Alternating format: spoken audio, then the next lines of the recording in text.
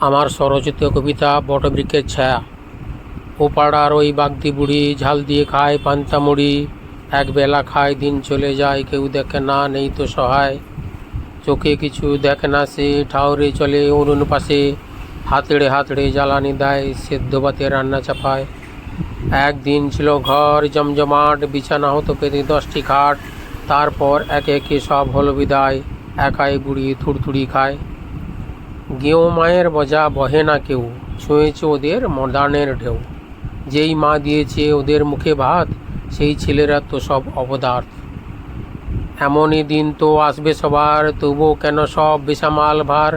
যৌবনে রৌদ্র যে ফসল ফলায়, বার্ধক্যতার ফল তো ভোগায়। তাই এখন থেকেই হও সাবধান, সম্পর্কের বেড়াজালে দিও না টান।